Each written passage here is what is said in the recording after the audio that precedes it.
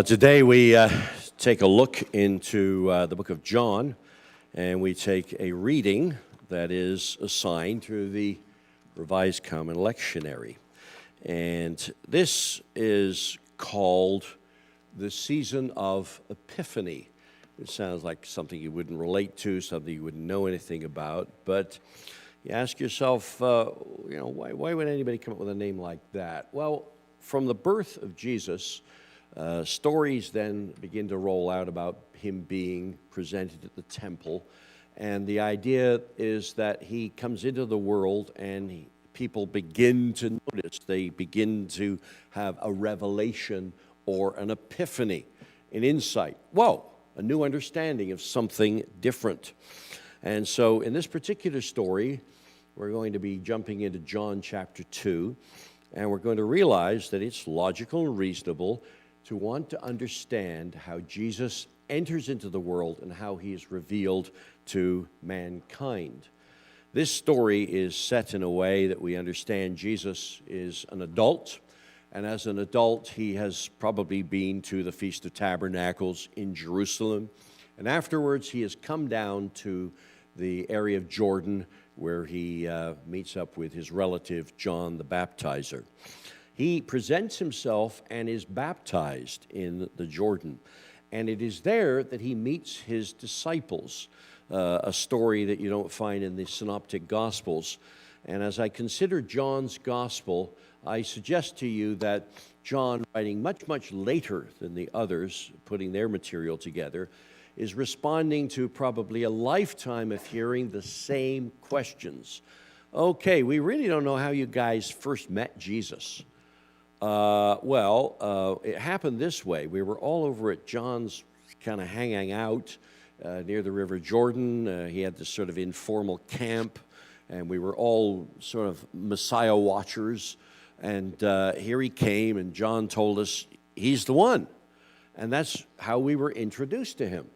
And so there are all these stories that are presented in the Gospel of John that reflect John's probably lifetime of hearing questions.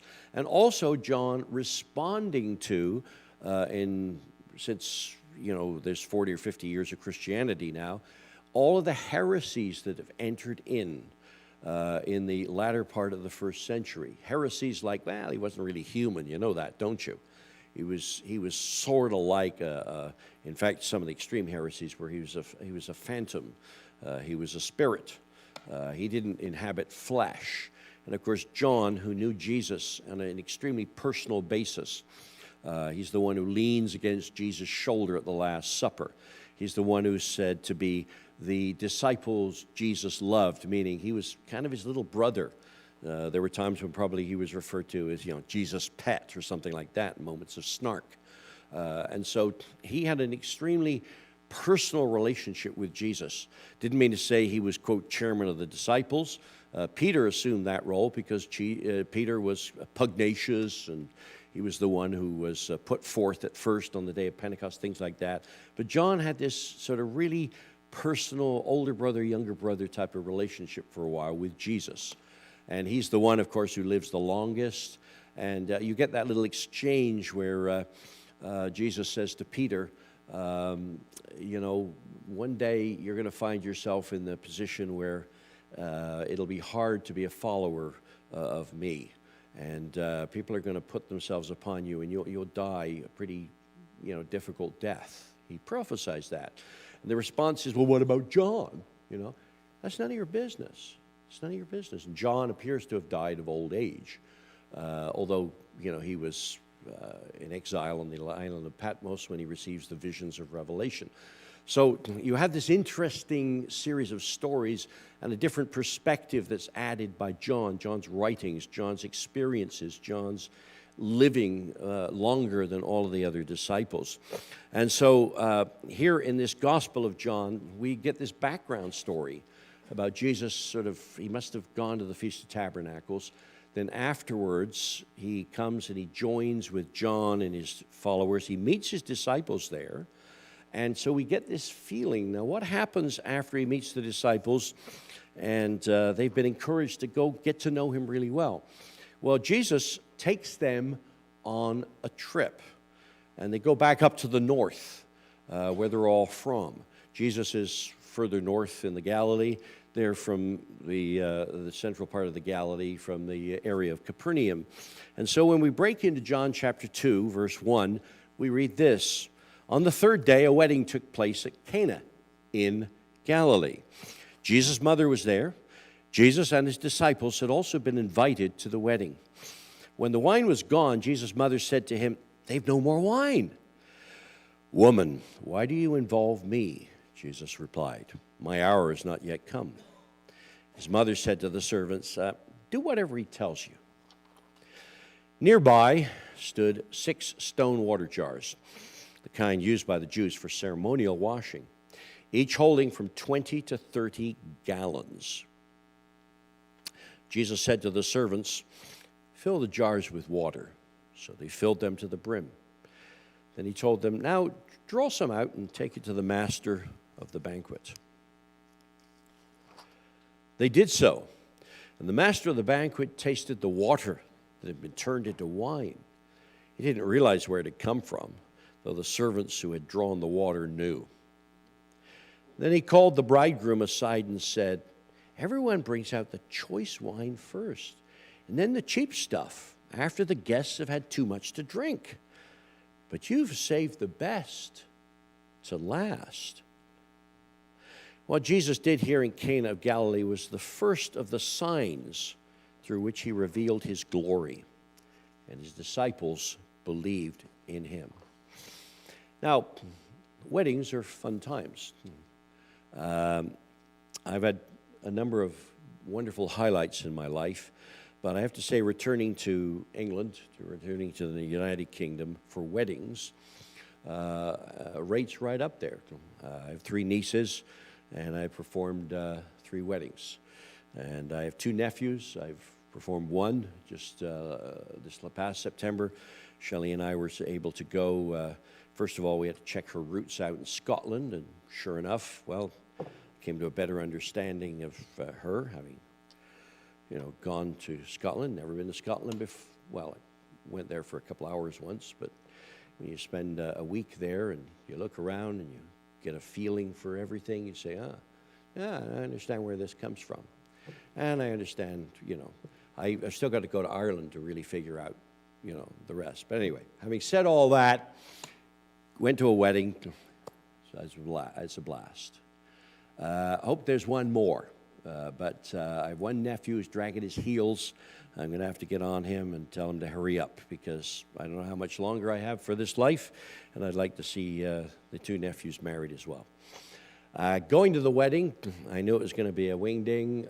They'd prepared for it. They'd had to then postpone it for a year, and they were determined to have one big blast, and they'd rented this, well, they were lucky enough to have a relative who had a sort of a country estate, and they parked a big tent out in the field, and it was going to be just a big wing-ding. I was really looking forward to the dance. I knew there'd be a big dance. Didn't turn out to be quite as well as I thought. I was looking forward to maybe cutting the rug, as they say in England, for just a few. But there were no Beatles. There's no Chuck Berry. There wasn't even any disco. So, I was kind of out of luck with that. So we didn't dance. But I was anticipating the dance, and, the sound of the music was still great. I thoroughly enjoyed catching up with the kids who were there. The young people, I call them kids because they're only in their 30s. But this sort of explains to you how I feel about weddings. And if you've gone to weddings, and I'm sure you have, then you know the feeling, the anticipation. Jesus, when he comes up to John's group, spends a few days there, leaves, and it says he travels a couple, 3 days north, because apparently he's been anticipating a wedding as well. And he takes the 6 or 7 disciples whom he's just been introduced to and are getting to know him for the last couple of days. He takes them to the wedding with him, which is not necessarily what you'd expect the initial response to be. Maybe if he was preparing for ministry, he should have gone into a spiritual retreat. And, he should have taken the parchments out and started teaching them. He says, "No, come with me. There's a party. Let's go." And so he heads off to this party. And as we focus on this story, I'm sure that we can experience an epiphany together. We're going to gain some insights together. I chose a couple of slides. If you want to show a couple of those, here's a picture of a couple dancing at a wedding, the traditional bride and groom, first dance. This next one appealed to me because it's obviously set in a tent. They're all, and it just reminds me of the tent that Simon and Sophie had. You had to dance around the pole because the dance floor was around there. And it's the same for every culture.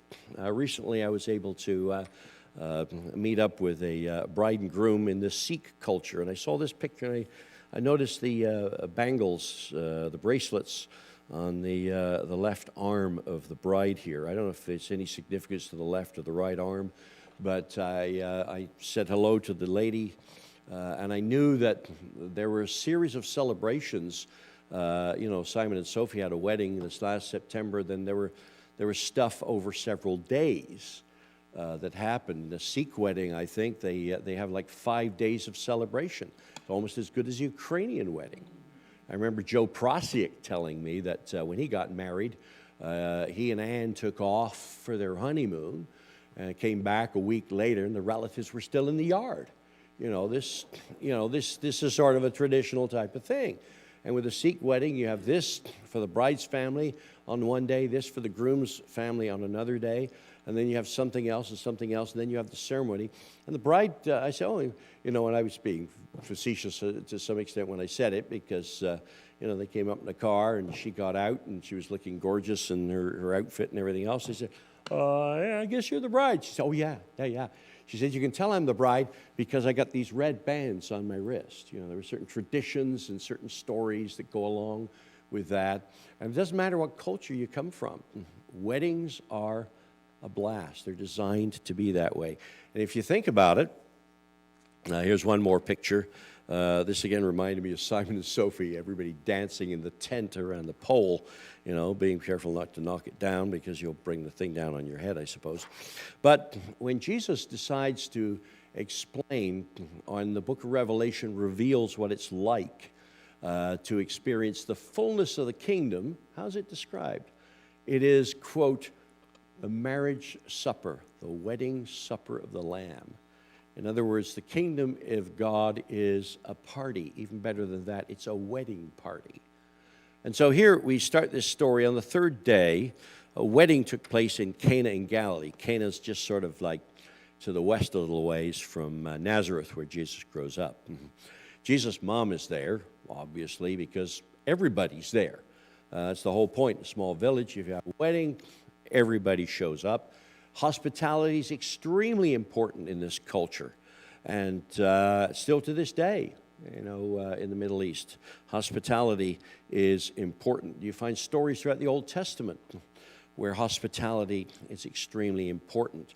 You find, that horrible story about Lot when he entertains the angels in Sodom, and then people sort of get gross and abusive and coming around the house.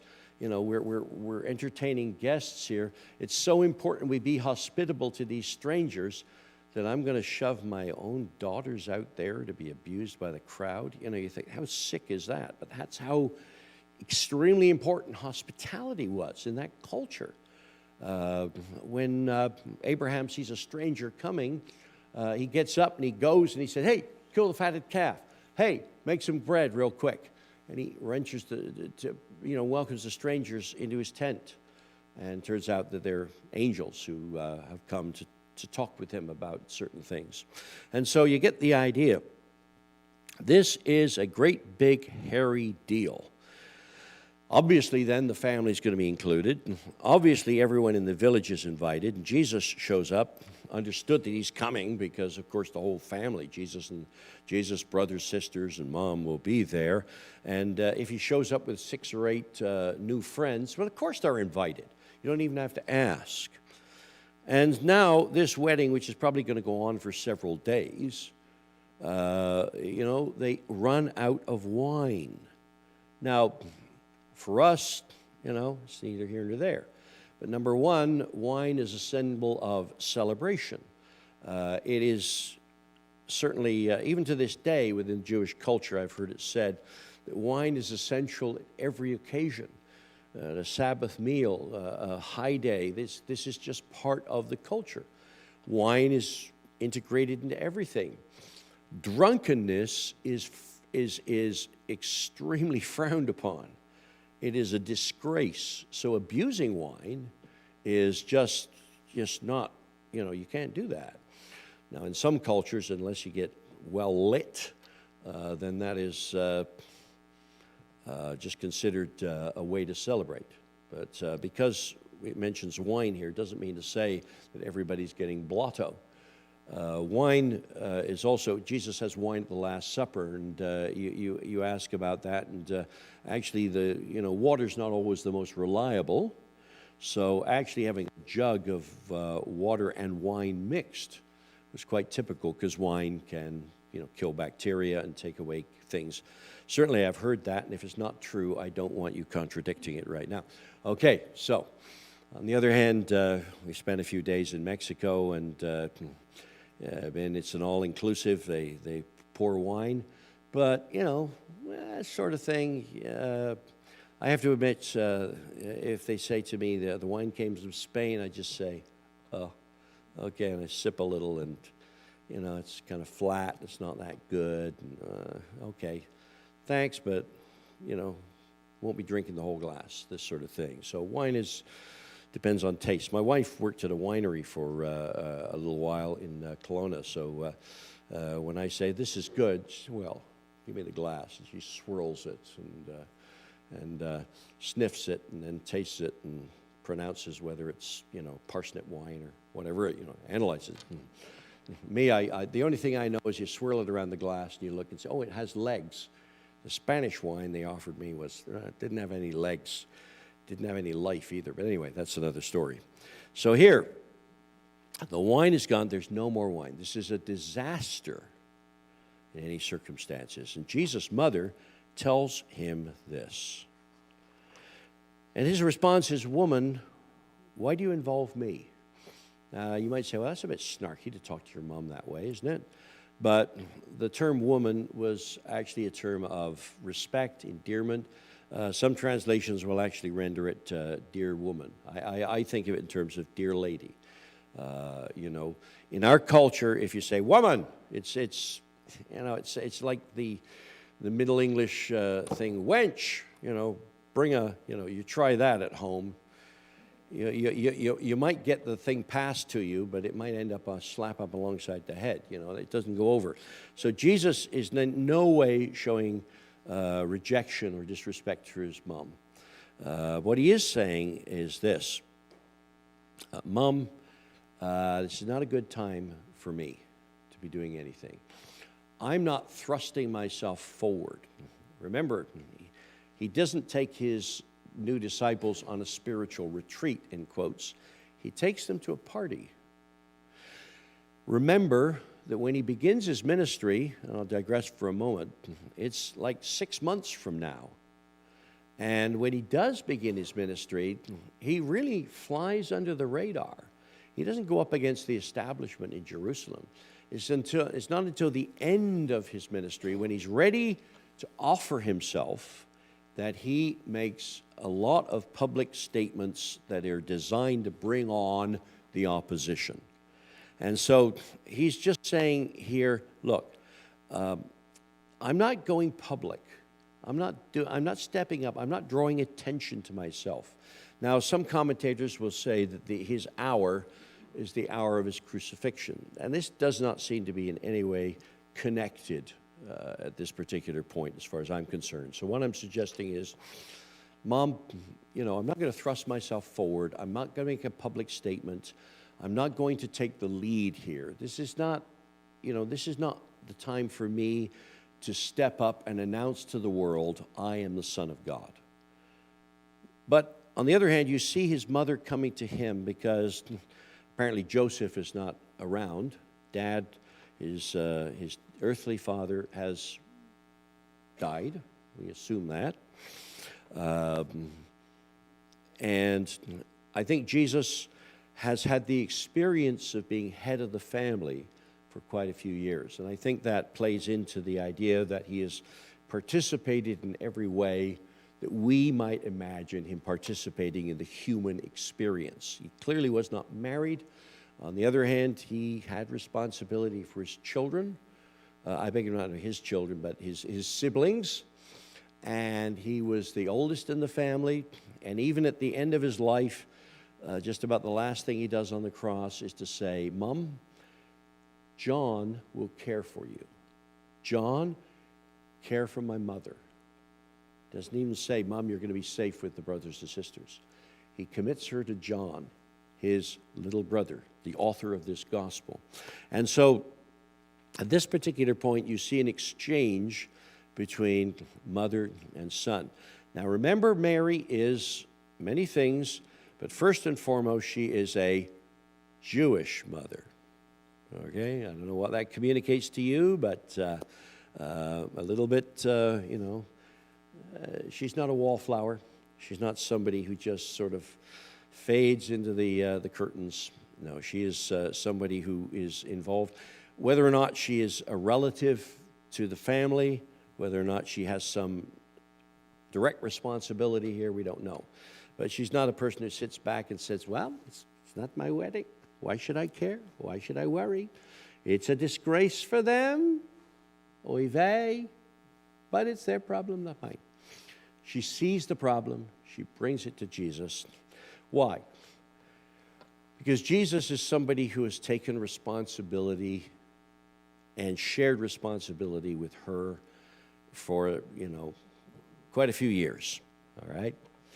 And with the expression, oh, dear lady, this is not exactly my responsibility at this time. And I'm not going to sort of stand up and suddenly become a dominant figure in this context. However, as a trustworthy and reliable person, his mother just instinctively says to the servants, do whatever he says. Do whatever he tells you. And so somewhere or other, she has a rapport with the servants, and she doesn't know what's going to happen, but if anything's going to happen, it's not like they could go down to the corner store and get another few cases of wine. This is something that's probably been prepared for a year or two. This celebration has been anticipated. Maybe the couple were betrothed when they were 11 or 12 years of age. Now they're 16 or 17, and it's time to marry them off because we got to get started on the grandkid thing, this type of idea. And so clearly this is a disaster for this family. I feel for them, and I'd like to help, and I don't know what to do. Jesus, do you have any ideas? Okay. Just in case you listen to my son. My son, he's a good boy. He fixes stuff. He's reliable. He is the rock in our family, this type of idea. And so, Jesus steps up to help. Nearby stood 6 stone water jars, the kind used by the Jews for ceremonial washing, each holding from 20 to 30 gallons. Now, at this point, you stop and you say, well, what's the significance of that? Why do you have to reproduce that little detail? And when John writes, he writes as a Jew. He knows the first people who are going to read this are probably his own countrymen. And certain things have significance in the Jewish frame of thinking. Somebody asked me the other day, what's the number of the beast mean? And so I went through the explanation that to the Jewish community, numbers have meaning. We all know what the number 7 has meaning of, right? It's God's day. On the 7th day, God rested. He's, made something special out of the 7th day. 40 has meaning, right? The number of trial and testing. 12 has meaning. 12 tribes, 12 apostles. Even though there were actually 13 tribes and, many more apostles. But 12 has meaning. The number 6 has meaning. Now, this is a bonus question, but what do you think the number 6 means? It is the number of The number of man, right? What day of the week was man created on? Day 6. And so what is the number of man? A little bit short of the number of God, 7. When you describe a holy, man-focused, human-focused, corrupt government, how do you describe it? What is the number of the government that we're laboring under, oppressed under? The number is 666, right? 6 stone jars, representing, for a Jewish mind, the number of man. These jars are the kind used by the Jews for ceremonial washings, for, upon reflection, wasting your time trying to be godly by washing yourself. Now, there's nothing wrong with washing yourself, but if you think it's any more than a symbol practiced by those who didn't know where true godliness would eventually come from, then you realize it's a waste of time. It doesn't do any permanent good. These are big stone jars that everybody's used to seeing that contain stuff for human beings to try to cleanse themselves with. And these are big jars, 20 to 30 gallons. So you're talking about 120 to 180 gallons of water. And Jesus said to the servants, "Fill the jars with water." So they filled them to the brim. Then he told them, "Now draw some out and take it to the master of the banquet." All right? So Jesus clearly has a little bit of pull and influence. He is obviously respected by the servants. It's not just because Mary says, "You don't know me from anyone, but I think my son could help." And then Jesus walks in and says, "You don't know me from anyone, but fill those things." That's a lot of work to do. So, okay, they go ahead and do that, and they fill it up with the water. And Jesus is ordering these empty earthen vessels used for water, used for empty ceremonials, now filled with water, which can also, by the way, be a symbol for the Holy Spirit. And the product now is taken in faith to the master of the feast, the host, the father of the groom, or maybe the groom himself. So they just do that. They did so. And the master of the banquet tasted the water, but it's been turned into wine. He didn't realize where it had come from, though the servants who had drawn the water knew. And so as this wine is tasted, we realize that wine, from the Old Testament especially, is what? A symbol of joy. It is a symbol of God's blessing. Again, when we think of alcohol, we mix that up. We think of unfortunate people who can't manage it and who ended up lying flat on their face in the street somewhere. Maybe we think of people who are living in a tent during the winter because they can't afford accommodation. They can't afford accommodation because everything they've been given goes to feed the alcohol problem. And maybe we think of them as unable to afford whatever the cheapest plunk is, and so they drink mouthwash or something. Now in the last few years, you see mouthwash contains no alcohol because we don't want to be associated with people who are so desperate to get a buzz that they'll drink anything. But in this culture, no, we're not given to abusing this. This is a symbol of abundance. This is a symbol of celebration. This is a blessing from God. And this blessing that is now illustrated here shows us that when the master of the feast tastes it, he said, "This is absolutely the best. This isn't some cheap plunk from Spain, all right? This isn't some thin red wine that doesn't have any legs. This has tones of berries and plum and is rich and would be paired well with a good beef dish or something like that. This is absolutely the best." Now, if you think about it, you know what the best wine is. We've got, a couple of dozen people here, so we've probably got 40 opinions, all right? But If it's a warm summer's day and you can eat a little cold chicken, then there's nothing better than a nice German white wine. That is the cat's whiskers.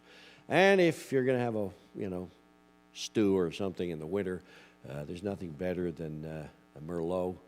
Okay, that's just my opinion. Or Malbec, something like that. In this particular case, he doesn't know how to describe it. He says, this is absolutely the best. And so when Jesus brings to the circumstances the reality that God has entered into the human experience, when you replace in earthen vessels the emptiness of water that is symbolic of the washings and the rituals of the old covenant, with wine, which is symbolic of the joy and the blessings of God, now you begin to understand why this is something that is revealed to the disciples who say, this is very different. There's something very special about Jesus. I mean, I can't quite describe it, but we know that he is of God. And it's also interesting that it very specifically says that this is known to the servants. It's known to the servants. Now, in knowing to the servants, you might, I don't know if you ever served at banquets. I have on occasion served, put on the black uniform. It was fun to do when I was young. I put on a bow tie and my tux, and I'd be the bartender at a small dinner party. I did that on numerous occasions. It beat parking the cars outside, okay, but I was a year or two out of school, so I was in Pasadena at the time, and the folks liked to entertain. And I got free accommodation where I was living, but in exchange I had to be a bartender. Okay. Park cars, okay. And then on the weekends I would have to vacuum and dust. Not as exciting. And I'd have to shovel up the dog poop in the rose garden as well. Really not exciting. But all these were chores I did in exchange for free accommodation. And I also got to take the Thunderbirds. They had 2 Thunderbirds, and I could take one of them occasionally and just drive wherever I wanted to. These were fun. Now, wearing a dark uniform at a banquet, I've done that on numerous occasions. Nobody sees you. You fade into the background. Nobody stops and says, hey, how much do I tip you? No, the whole point is you just move like a ghost to the crowd, and you offer canapes or you offer a refill to the glass, and that's it. And maybe in our culture, we simply would say thank you, or we'd acknowledge because, we are a little more along those lines. But in this culture, you're a servant, and the role of a servant is to wash the guests' feet and to see the guests are taken care of. Jesus reveals himself to the servants, not the guests. He reveals himself to those who are at the bottom of the social ladder, not the master of the feast. The master of the feast says, whoa, this is really, really good. He says to the family, he says, you save the best to last. And they're sort of flabbergasted to hear that, but they probably respond, yeah, that's what we did, because we love you people. It's the servants and the disciples. And we are told in the book of John that this is the first of signs that Jesus gives to reveal who he is. John doesn't identify them as miracles. He identifies them as signs. And signs are given specifically to reveal something, to indicate something. Hence, to give an epiphany, an awareness, to open people's minds. And so Jesus reveals himself, you might say, to the lowest of the low, to those who are looking for a revelation. Everybody else passes by, just as they passed by me when I was walking past in silence, offering canapes, or walking past in silence, offering to refill a glass. And just my role was to fade into the background. Now, this is how John communicates the nature of Jesus and his teaching and his kingdom. And this is very strong for John. Now, recently in Wednesday evening Bible studies, I've been going through the book of 1 John. And the very first thing we discussed, a couple of months ago, was the introduction.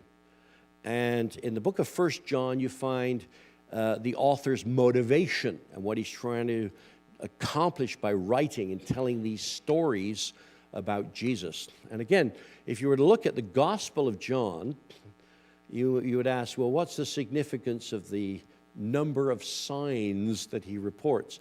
He reports 7 signs. Oh, that's an interesting number. He also reports, I believe, 7 sayings of Jesus on the cross. A lot of subtleties here. So when I talked about 6 earthen vessels that only contain water, that somehow or other God's presence transforms these vessels into containing the very best wine of all. Okay, these numbers that crop up, they're just little coded messages to the Jewish audience that's reading this. Oh, that's interesting, that's interesting. And the motivation of the author is this. I'll just read you the introduction to the first epistle of John, 1 John. And this is John speaking. That which from the beginning, which we have heard, which we have seen with our eyes, just to make sure that you understand, I'm not saying we saw, meaning no, we perceived or came to feel. No, we saw it with our eyes, okay? We're eyewitnesses, which we have looked at and our hands have touched. You can't get any more specific than that. This we proclaim concerning the word of life. Okay, so he's saying, we touched him, we held him, we saw him. Is there any other way? We use all of our senses to know Jesus, who is the source of life. The life appeared. And again, John, you have to keep repeating this. We've seen, we give evidence, we proclaim, we announce to you the eternal life, which was with the Father and has now appeared to us. We proclaim, we announce, we yell about to you that we have seen and heard. We write this to make our joy complete. Now, there's no other way that you could explain John's motivation other than to say, when you know Jesus, you know life, you know the joy of life, the reason for life, you share that joy with us.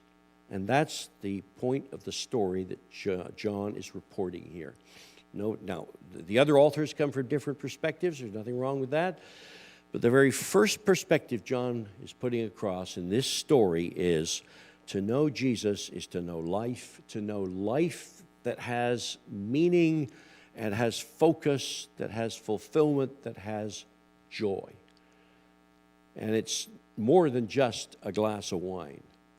It is something that fills the earthen vessel that before that just was filled with stuff that was doing an empty job. This is his motivation. And this, again, is the reason we're reading this today. So that our eyes are opened, we get an understanding, we get an epiphany, an insight, a revelation of what Jesus is all about. And we're now alert to the fact that Jesus is typically revealed in a time of need, to the open heart that's desperate, to the one who's oppressed and downtrodden, to the one who's just moving through the crowd saying, I really don't count. All I'm here to do is to wash the feet of others and to hold the tray and offer whatever the host wants to be given to the guests. And we have no illusion about us being earth-shaking individuals. No, here we are. He called the bridegroom aside and said, everyone brings out the choice wine first and then the cheaper wine after the guests have had too much to drink. You've saved the best till now. Life's like that.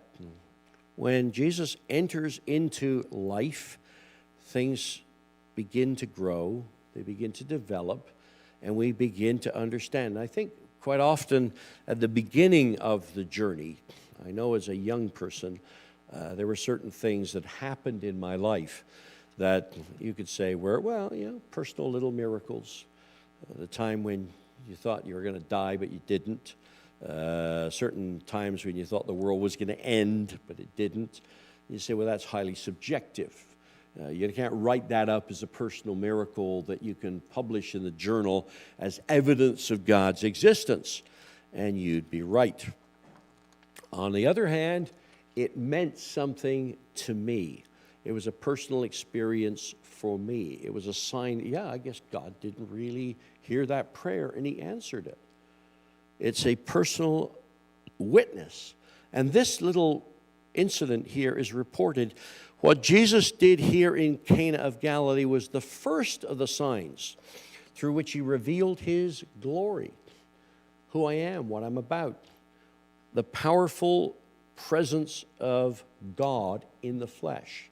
And again, referencing back to John's introduction to his general epistle, when we see Jesus, when we read about him, when we understand him, we see God, and we see what God looks like, the way God works, the way he functions.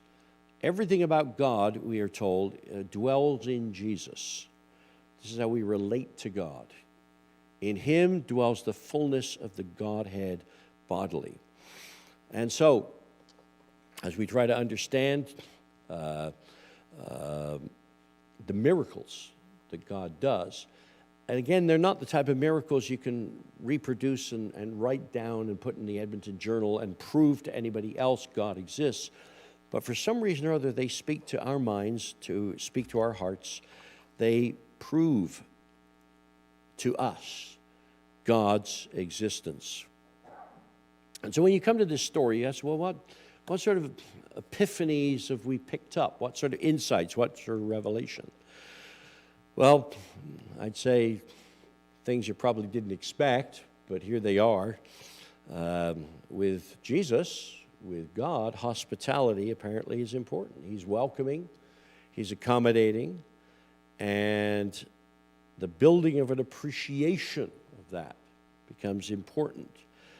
And it sort of begs the question then for me, do I see this? Have I seen this in my own life? Have I come to appreciate and respect the fact that God is hospitable? I express it this way. When I was asked recently, and I've told you this story before, of somebody who said, what's the biggest misunderstanding about the central motivating force in your life? And my answer was this. The misunderstanding people have about my Christian faith is that God is angry. No, God is welcoming. God has invited us into a relationship that is characterized as the great wedding feast of the Lamb. We are not moving towards a day of judgment that is not that is a frowning judge, and you're just teetering on the edge of, are you up or are you down? That was the Roman way, Do we live or die? Do we have a thumbs up or a thumbs down? No, with God, in the day of judgment, he's already passed judgment on you and me in the death and the salvation offered in Jesus Christ. Do I see that working out in my own life? Or do I feel constantly as though I'm teetering and insecure? Have I been invited to a kingdom that is characterized as a celebration? Is there joy in this relationship? Do I recognize in Jesus an abundance of grace? In this earthen vessel, does it now contain God's joy? Well, hopefully so. Hopefully I find enough joy in this earthen vessel that I can extend it to others. I've talked about driving along and the feelings of aggravation or frustration, let's say, in seeing people trying to camp out in the berm behind my house. How do I feel about that? Well, I think it's untidy. I think it's unseemly. I think the shopping carts that are abandoned are just an eyesore. But then I go a half a step further in my perception, and I remember that there, but the grace of God, go I. Is there enough grace? Is there enough joy? Is there the wine of God's acceptance and the relationship that I have with him enough that I can say, well, God bless them, and I hope that I hasten the day that they can know the same grace and joy and peace that I have. Do I fully appreciate, and this is a funny way of putting it, how God has subverted the cultural norms? That is to say, how he's turned the world upside down. In this little story, there's a right way to do things. There's a right way to do things. And Jesus has done things in an unacceptable way. He has revealed himself beginning with the lowest of the low, those who are assigned to wash the feet and shut up and just do their job. He has come to the meek and the humble because they had no choice but to be meek and humble. You know, I think of that in the English sense of the word, you know. You ever wonder where it comes from, salute or, you know, lift the cap? You know, well, the salute is a sign of respect. Comes from the fact that the lowest of the low, when the lord of the manor or the squire would go by, they would lift their cap out of respect. That finally came to a point where you salute. If you couldn't afford a hat, okay, then in the action was called tugging the forelock. Now, not many of us have hair. Okay, Gene has a good head of hair. I don't know how you got it, but I envy it. You know. But anyway, if you couldn't lift your hat, then you tugged the forelock. You know, here comes the squire and his horse. Good day, squire. And as he goes by, you tug the forelock. All right. And I guess he would look at me and say, well, you at least grow some hair, Millman, and show some respect. Well, you know, sorry about that. I'll buy a hat. I'll buy a hat and I'll lift that when you go by. Jesus, and he constantly does this. You know, you think of it. Even in John's gospel, it's the woman at the well that he sits and talks to. He scandalizes his disciples. What the? No self-respecting rabbi talks to a woman, let a woman who, you know, we kind of know she's had like 5 husbands. Jesus is found in John's gospel as advocating, drawing a line in the sand for the woman taken in adultery, saying, which of you cast the first stone? Standing there, protecting her. You know, she doesn't deserve protection. You know, Jesus is found, I think more in Matthew's gospel perhaps, but saying, no, I got time for children. Nobody has time for children. Get them out of here. They're little rugrats. Send them to, yeshiva. Let them learn. Once they become children of the law, then we might have a little time for them. Once they've been bar mitzvahed. And certainly, we have no time for women because they didn't have bat mitzvah back then. Yeah, today you can have a bat mitzvah. Servants. And yet he reveals himself to the servants and to the simple fishermen he brought to the celebration. He invited them to go with him. So our season of revelation can be filled with epiphanies. Just as the season of, the incarnation starts with what? 2 women with unexpected pregnancies. We talked about that some weeks ago. This is where the new covenant began, with 2 women. You know, this is where the joy of the resurrection began, with Jesus presenting himself to a woman. That's not done. And yet, when you look into these subtleties of these stories, you realize Jesus is turning things upside down. Am I caught up in doing things that are not the acceptable way? Well, that means, having patience and kindness to those who don't deserve patience and kindness. We were checking in just for a few nights at this particular place, which I'm happy to say was free. Fell for one of these, come and sit through these presentations, and we'll give you 5 nights and 6 days. Oh, okay, we did that. But I was standing there and waiting in line, and a very, well put together young woman is very impatiently dealing with a woman behind the desk. And I'm flabbergasted to hear her say, both in English and in Spanish, I wanted this, I wanted this, I wanted this. What's wrong with you? You're an idiot. And she spoke that in English. I don't know why. It's an older woman that then has to come to the defense of the younger woman. So, oh, no, we will take care of this. It's not a problem, everything else. What's such a problem? You know, in Canada, we have signs up that says abuse will not be tolerated, you know. We have signs up that say if you're not respectful to the checkout lady at Home Depot, we're going to come and give you a lecture, you know.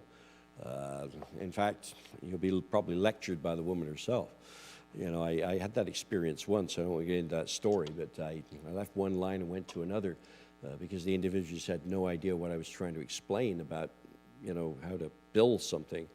And I was told, you should have stayed in that line. They're just learning, you know.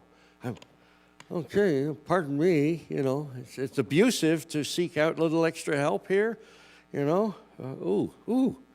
You know, if the young woman at the other side of that desk, in that culture and in that setting, had just barked back, hey, you know, you can't talk to me that way. In fact, I'm going to call my manager and you're going to be evicted from here for saying that. You know, in our own minds and hearts, as we look at this, we see Jesus subverting the normal way of doing things. You know, Jesus was not caught up with the rat race, how quickly it is possible for us to be caught up in the rat race. Security that's tied to the usual things, you know, the status of the car. I can say that because my truck is rusting and it's 10 years old. So clearly I'm not caught up in status that much, although I really enjoy the Bluetooth. And if I ever get another vehicle, it's got to have Bluetooth and hands-free and everything else. But that's just one of those things. You can't afford to be caught up in those things. I know for some people, I was talking to somebody the other day, and he was driving a Maserati, but hey, he's 2-3 years old now. It's just time to lease something else, bigger and better and faster, more impressive, to tell everybody I'm successful, you know. Well, I am successful, but you wouldn't know it if you saw what I drive. Simple as that. I am successful and my life has joy and meaning, but it is not taken from how well I dress or how well I am supplied with a vehicle or how much of this, that, or the other thing. Jesus has shown through his example how he has turned these norms upside down. And so as I summarize these things, in fact, I put them down for myself trying to explain them in those terms, I see in this far more than just, I turn water into wine, it's kind of nice. In this, he said, I'm going to show you a sign, and this sign is going to point to something about me that you can learn. You can get a lot of insight. You may even have an epiphany if you study this, if you understand me as I show myself in these circumstances. I hope this little story is not just something that's like a Sunday school story. I hope it's instructive and it changes just a little bit more the mind and the hearts of all of us who want to be more Christ-like. Let's pray. Our Father in heaven, today we celebrate the fact that we can just take a short, simple scenario, a story, and suddenly realize that you have taken us as your earthen vessels and you've poured it to us, the wine of your joy, of your fullness, of your grace and mercy. And you announce that we are no longer of this earth, that we belong to the heavenlies. We ask that the grace and the joy and the peace that we see illustrated in this example become ours. And it not just become ours, but it become ours in such a way that we can live it and share it and project it towards others. That we can abandon the impatience we feel in this politically torn and disrupted society. That we can be the city on the hill that announces the presence of your kingdom. We can be the light that cannot be hidden. We can be the salt of the earth as we see Jesus began his kingdom. We thank you that you have called us, even though we are the humble, we even are the unimpressive. We belong as servants to others, but you've given us an opportunity to sit with your Son, Jesus our Savior, in his throne, to be exalted to the heavenly places and understand what it is to know that the kingdom of God is a wedding feast. We thank you for that today in Jesus Christ's name. Amen.